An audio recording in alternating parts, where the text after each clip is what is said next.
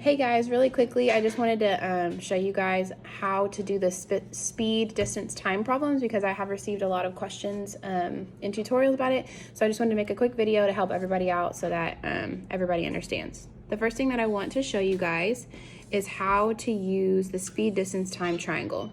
So as you saw in the YouTube video that we posted on tutorials, speed goes in the bottom left corner, distance goes on the top, and time goes in the bottom right corner. So when you set up your triangle, it should look just like this. Here's how the triangle works. Basically, you'll receive problems that you have different variables that are missing. Sometimes you're missing speed, sometimes you're missing distance, sometimes you're missing time. And this triangle right here shows you exactly what to do no matter what you're missing. So let's say, for example, that you're missing time. They're asking you to solve for time. What you're gonna do is put your finger over time, the T, because it's missing, you can't see it, it's gone. So when you do that, you're left with distance and speed. As you can see right here, distance is on top of speed. So what that means is, in order to solve for time, you're gonna have distance divided by speed. And it works for all the other variables the same exact way. So if you're missing speed, you're solving for speed, you're gonna cover the S because it's missing, you're solving for it, and you're left with D over T.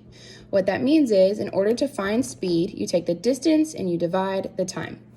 And then the last one is D. If you have distance missing and you have time and speed are given to you, you're gonna take that D, cover it up, and you're left with S next to T. Whenever the two variables are next to each other, that means multiply.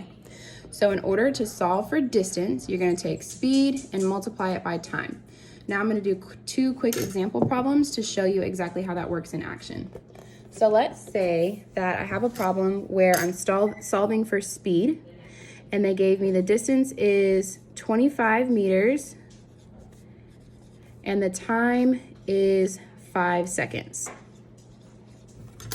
First thing you want to do is write out what's given to you. So they gave you distance is 25 meters, they gave you time is 5 seconds. You're looking for speed. So you're gonna put S and a question mark, okay? Sorry for my ugly upside down writing. So you're gonna take what's given to you and you're gonna go to the triangle. So I'm looking for S, so I'm gonna cover that S up.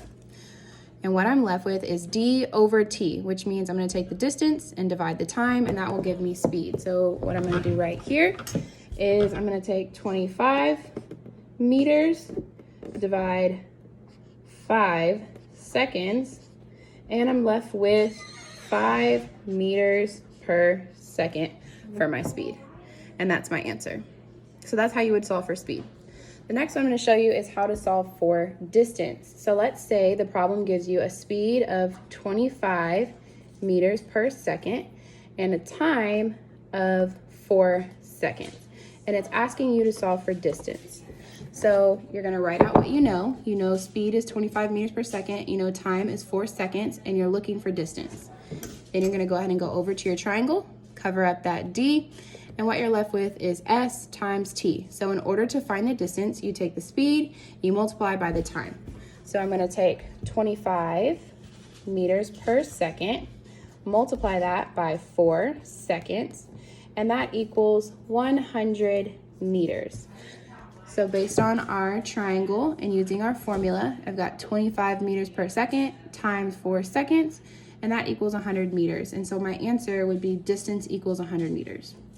I know I went through it kind of quickly. You can watch this video as many times as you need to, but hopefully this is super helpful for getting through those speed, distance, time problems. As always, your favorite science teacher loves you. Have a great day.